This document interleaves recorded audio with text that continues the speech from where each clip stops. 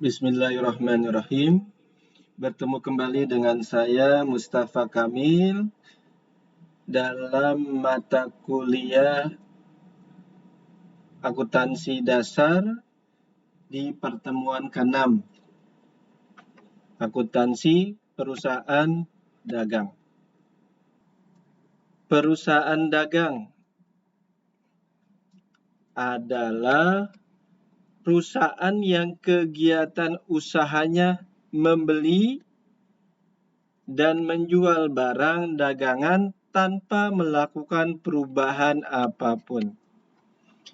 Jadi dia beli barang, simpan, jual. Dalam proses pencatatan transaksi di perusahaan dagang, pada umumnya menggunakan jurnal khusus.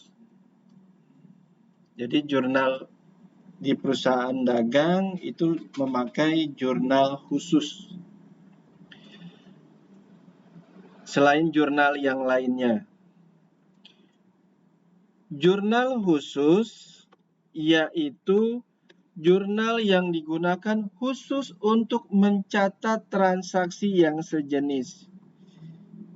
Jadi di sini transaksi yang sejenis itu dikelompokkan. Ada 4 macam jurnal khusus. Yang pertama, jurnal penjualan, sales journal, yaitu jurnal khusus yang digunakan untuk mencatat penjualan barang dagangan secara kredit. Saya ulang, jadi jurnal penjualan itu mencatat semua penjualan barang dagangan secara kredit. Nah, kalau dia terjadi transaksi menjual barang secara kredit, maka dimasukkan dalam jurnal penjualan. Bentuk jurnal penjualan. Nah, ini bentuknya. Ada tanggal transaksinya, ada nomor bukti, ada debitur. Debitur itu Anda tulis pihak yang berhutang. Contoh misalnya gini, saya menjual barang dagangan kepada Budi dengan pembayaran sebulan kemudian. Nah, saya kan belum menerima uang, ya, karena pembayarannya sebulan kemudian. Maka bagi saya Budi itu debitur. Jadi dituliskan boleh nama perusahaannya atau nama orangnya. Ya. Lalu referensi, ini kalau nanti dipindahkan ke buku besar, jumlah.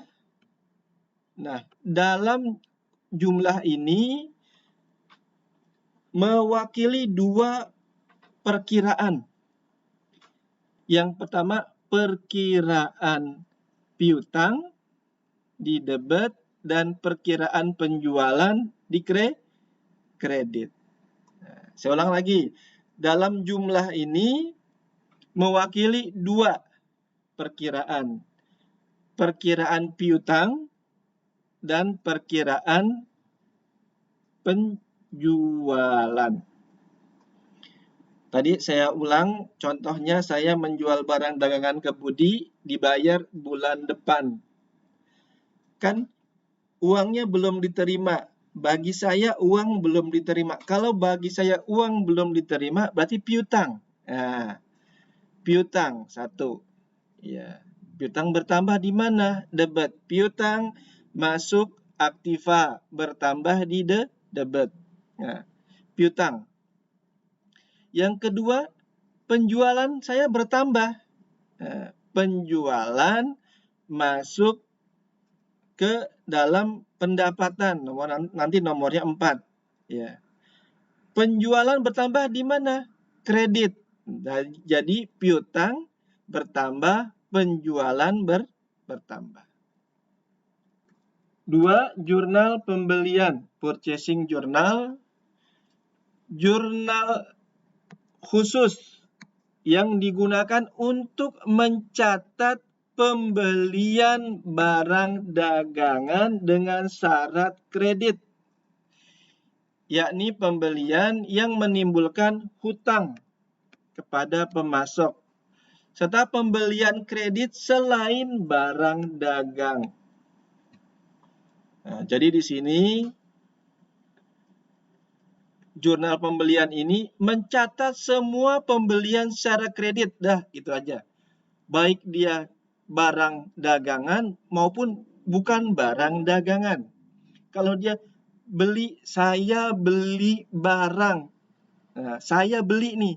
Pada saat saya membeli barang dagangan, nah, pada saat saya membeli barang dagangan ke toko, misalnya ke toko BSI, saya membeli barang dagangan ke toko BSI. Nah, saya bilang bayarnya bulan depan ya. Nah, berarti kan saya kan belum mengeluarkan uang kan? Berarti timbulnya apa? Utang. Yang dibeli barang dagangan, maka pembelian. Nah, kalau pembelian yang menimbulkan hutang, syaratnya tadi kredit, maka saya letakkan di jurnal pembelian. Contoh yang lain, saya beli mobil. Nah, mobil itu bukan barang dagangan. Saya beli mobil nih. Tapi mobil itu bukan barang dagangan. Saya beli mobil. Lalu dibayar seminggu kemudian. Kan timbul utang. Maka dicatat dalam jurnal pembelian. Jadi kesimpulannya, jurnal pembelian mencatat semua transaksi secara kredit, baik pembelian barang dagangan maupun pembelian bukan barang dagangan. Bentuk jurnal pembelian. Ada tanggal, dan nomor bukti, keterangan, referensi. Nah, di debitnya itu bisa pembelian. Nah, di debitnya. Ya. Contoh gini, kalau saya beli barang tadi, saya beli barang ke toko BSI. Ya, saya beli barang ke toko BSI. Saya bilang, bayarnya kapan? Minggu depan. Saya beli barang ke toko BSI. Saya bilang, bayarnya minggu depan ya. Boleh, kata toko BSI-nya. Maka bagi saya pembelian. Ya, yang dibeli barang dagangan ya. Yang dibeli barang dagangan. Itu dia. Nah, maka pembelian bertambah. Nah, pembelian bertambah di debit. Pembelian itu nomor perkiraannya 5. Kan uangnya belum diserahkan, maka timbul utang dagang. Nah, timbul utang dagang. Nah, di sini ada kolom serba-serbi. Serba-serbi itu Anda meletakkan perkiraan membeli sesuatu dengan kredit. Ya. Contoh misalnya, jadi serba-serbi itu untuk perkiraan selain pembelian. Nah, gitu aja yang gampang. Selain pembelian. Kalau pembelian itu khusus untuk barang dagangan. Misalnya saya beli mobil. Nah, mobil kan bukan barang dagangan. Bagi saya pakai. Tapi saya belinya dengan secara kredit. Maka mobilnya saya letakkan di serba-serbi. Nah, saya letakkan di serba-serbi, bukan di pembelian. 3. jurnal penerimaan kas, cash receipt journal, yaitu jurnal khusus yang digunakan untuk mencatat seluruh penerimaan kas, baik dari debitur, bunga, sewa, penjualan tunai, dan lain-lain. Intinya, kalau kas itu bertambah, maka dimasukkan dalam jurnal penerimaan kas. Nah, gitu aja. Kalau kas bertambah, masuk dalam penerimaan kas. Contoh dari mana? Misalnya kas tadi yang punya utang, pihak yang berhutang, namanya apa? Debitur ya? Nah, ini debitur. Nah, pihak yang berhutang, debitur. Debitur itu bayar. Pak Kamil, saya bayar hutang. Nah, maka ada kas masuk kan? Nah, masuk ke dalam jurnal penerimaan kas. Contoh yang lain, misalnya saya terima bunga. Tadi debiturnya tadi, Pak Kamil ini bunga pinjamannya. Nah, kan pas saya terima uang, masuk dalam jurnal penerimaan kas. Uangnya berasal dari bunga. Lalu yang lain contohnya apa lagi? Saya punya rumah, rumahnya saya sewakan. Nah,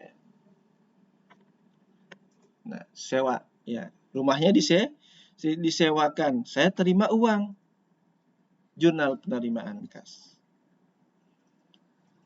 Lalu apa lagi? Saya menjual barang dagangan secara tunai. Di sini penjualan tunai, ya, gitu. Saya menjual barang dagangan secara tunai. Kan terima uang tuh sayanya, maka masuk dalam jurnal penerimaan kas. Bentuk kolom jurnal penerimaan kas. Ada tanggal, ada nomor bukti, keterangan, referensi. Nah, di debitnya kas. Salah satunya di debitnya kas. Kalau menerima uang kan kas bertambah. Makanya kas letaknya di mana? Debit. Nah, ada potongan penjualan. Di kreditnya dari mana? Dari piutang. Nah, tadi yang debitur bayar itu kan piutang, ya. Dari penjualan secara kredit, secara tunai. Ya, penjualan secara tunai ini jual barang secara tunai penjualan. Nah, serba-serbi ini untuk perkiraan yang jarang terjadi. Keempat, jurnal pengeluaran kas, cash disbursement journal, yaitu jurnal khusus yang digunakan untuk mencatat pengeluaran kas, baik untuk membayar utang, bayar gaji pegawai, pembelian tunai, dan lain-lain. Intinya, semua transaksi yang mengakibatkan kas keluar. Nah, kasnya keluar, maka dimasukkan dalam jurnal pengeluaran kas. Contoh misalnya, saya bayar utang nih. Saya bayar utang. Saya bayar utang. Nah, ini. Nah, saya bayar utang. Berarti kan utang saya, berarti kan saya mengeluarkan uang. Ya, uang kas. Maka masuk dalam pengeluaran kas. Contoh yang lain, saya punya pegawai, saya bayar gajinya. Nah, gaji pegawai. Nah, saya bayar gajinya. Lalu bayar gaji pakai apa? Pakai uang kas. Kas saya keluarkan. Maka jurnal masuk dalam jurnal pengeluaran kas. Contoh yang lain, pembelian tunai. Saya membeli barang dagangan secara tunai. Nah, maka masuk dalam jurnal pengeluaran kas. Nah, bentuk dari buku jurnal khusus pengeluaran kas. Bentuk dari jurnal khusus pengeluaran kas. ada tanggal, nomor bukti, keterangan, referensi. Di debitnya apa? Utang dagang, misalnya. Ada lagi misalnya pembelian. Tadi kan membeli barang secaranya. Boleh ada yang namanya kolom jurnal khusus, itu bisa Anda tambahkan. Ya. Jadi Anda bisa tambahkan di sini, misalnya di sini ada potong, di sini tarik garis. Nah, misalnya di sini isinya apa? Pembelian. P, saya tulis P aja, pembelian misalnya, boleh. Karena yang namanya jurnal khusus itu bentuknya itu sesuai dengan penggunanya, kebutuhan pengguna. Jadi saya tambahkan pembelian di sini, boleh ya. Saya tulis pembelian, nah, boleh. Seperti itu. Ada serba-serbi ya. Serba-serbi ini untuk transaksi yang jarang terjadi. Di kreditnya apa? Ada potongan pembelian kas, yang penting kas, atau bank. Bank artinya yang setara dengan kas. Misalnya apa? Cek tadi. Ya, seperti itu.